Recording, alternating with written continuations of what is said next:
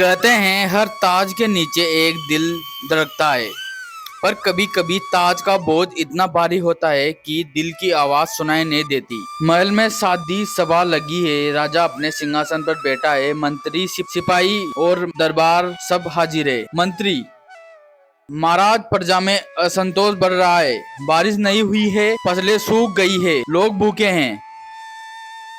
राजा विराट: राजा सबका पालन करता है, पर हर भूखा पेट भरना मेरा काम नहीं। अगर मेहनत करेंगे तो अनाज मिलेगा। दरबारी धीरे से बोलता है, पर महाराज, जब धरती ही सूखी हो तो मेहनत कहाँ करे। राजा कठोर आवाज में बोलता है, शिकायत करने वाले हमेशा गरीब रहते हैं। राजा सिंहासन पर दया से नहीं, नियमों से चलता है। राजा उठकर दरबार से निकलता है।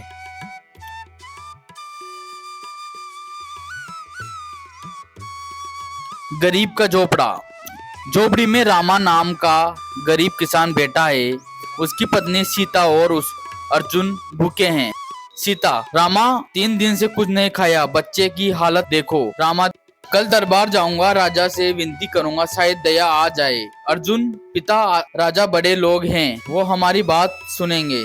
रामा मुस्कुराकर: बेटा, अगर तू दिल साफ हो तो भगवान भी सुनता है, राजा क्यों नहीं। रामा राजा के सामने पहुंचता है।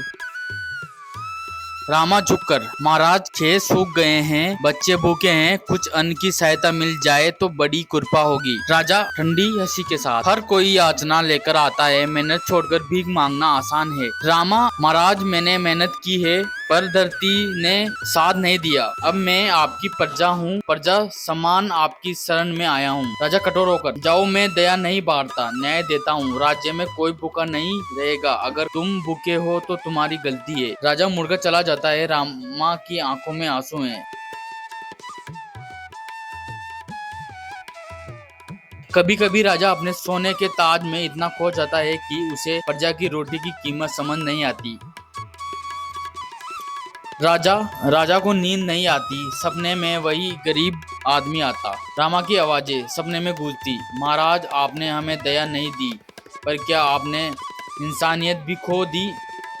राजा घबरा कर उठता है, पसीना बह रहा है। राजा स्वयं से: ये क्या था, क्या सच में मैं गलत हूँ। अगले दिन राजा साधारण कपड़ों में महल छोड़ देता है, किसी को नहीं बताता। राजा पहली बार राज नहीं, दिल से चल पड़ा।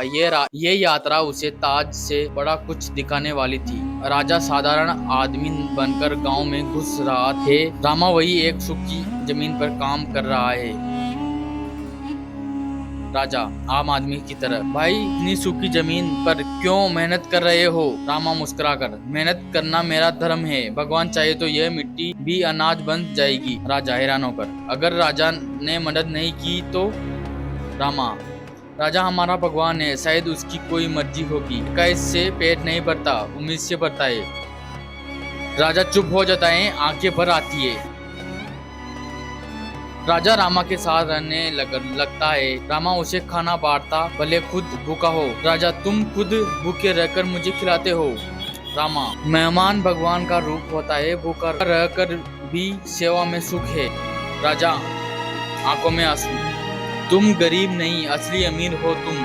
रात को तेज आंधी आती है। रामा की झोपड़ी टूट जाती है। राजा उसकी मदद करता है, लेकिन रामा अपने बेटे को बचाते हुए घायल हो जाता है। राजा चिल्लाता हुए: रामा, हिम्मत रखो, मैं हूँ। रामा कमजोर आवाज में: महाराज, राजा का हाथ पकड़ना है, आपको पहचान लिया। जब तक इंसानियत जिंदा है तब तक राजा भी अमीर है। रामा की सांसें थम जाती है। राजा की आंखों में आंसू बहते हैं।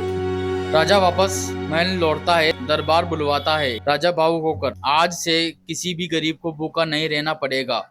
राजा का असली धर्म राज करना नहीं, सेवा करना है। रामा जैसा गरीब ही मुझे सिखा गया, दिल का ताज सिर के ताज से बड़ा होता है।